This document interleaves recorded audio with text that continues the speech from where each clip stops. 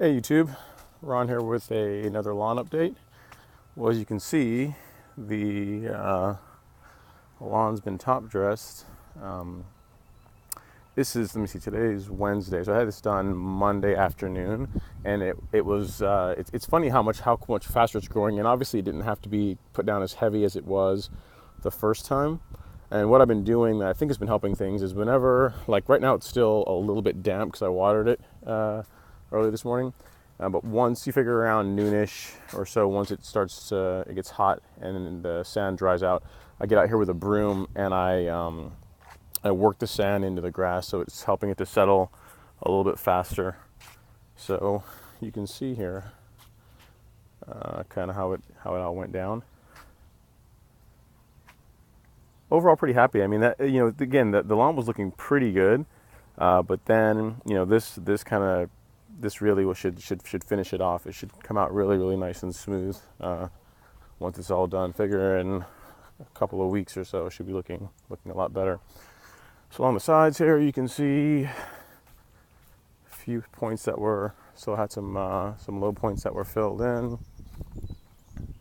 The front is probably the area that I am the most concerned about because I tried to pick a time when I knew we wouldn't get any rain. Again, it was done Monday, so a couple days ago, and the forecast doesn't call for rain until possibly late this weekend, so maybe Sunday. So I'm hoping that it settles a little bit more. You can see in this area here, this has always been a problem spot for the lawn. It's got a bit of shadow here, it's kind of hard to see. But you can see here, for the most part, you see the grass coming through. Here is a pretty big dip. The guys that did the top dressing put some additional sand in an attempt to kind of level this. And I made holes to kind of let some light get through to see if we can get the grass to come through. I'm really hoping that it begins to sprout a little bit so that you have something to hold the sand in place, because if we get like a heavy rain, this is all going to wash down, which is what I don't want. But that's the area that I'm probably the most concerned about as far as seeing how it's going to work out.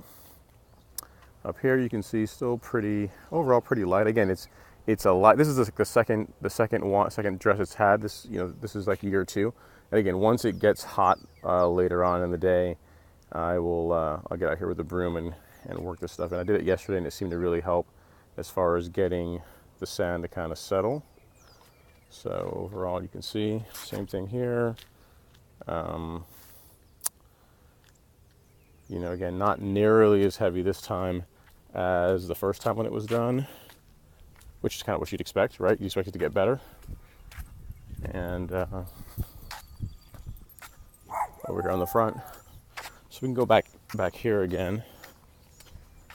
I can show you some of the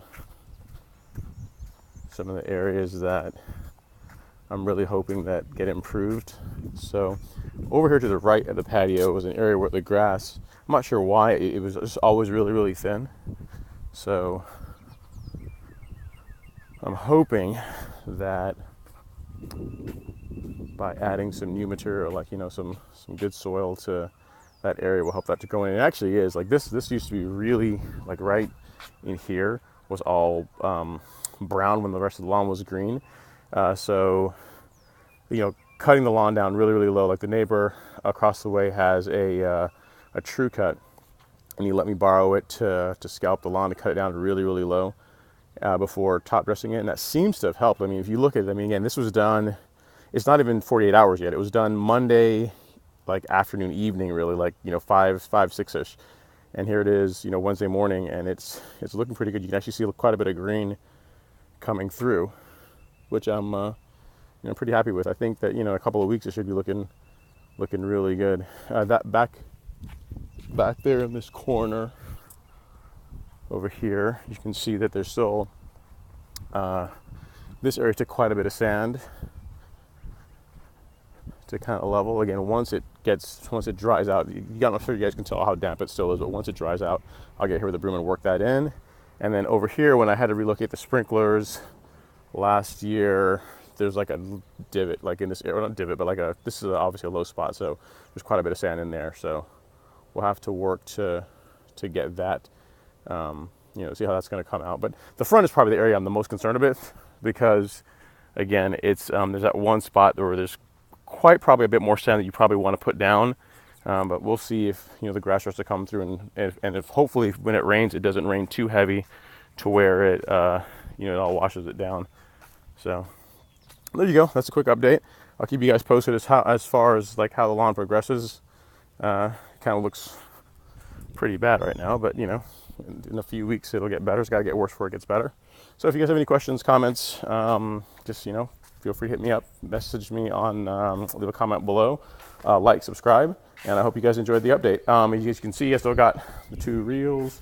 This is the 20-inch, and that is the 16-inch. And this thing, if you have the choice between a manual reel, I've used both of them. I used this one last year and this one this year, and this guy is like way better. I mean, one it cuts a lot better, and because it's a little bit heavier, it doesn't bounce around quite as much as the smaller one does. So if I had to recommend one for like you have a small lawn or whatever, or you just want the exercise, like the 20-inch is probably the way to go. And I think if you get this, I ordered it at Amazon, but if you order it, or if you get it at Home Depot, I think it comes with a bag catcher for around the same price. I think I paid like I want to say 125 or so on Amazon, and I think for like 135 you get a grass catcher if you get it at Home Depot. So if you want one of those, it might be worth it. So something to consider. But yeah, I'll keep you guys posted, and thanks again for watching. See ya.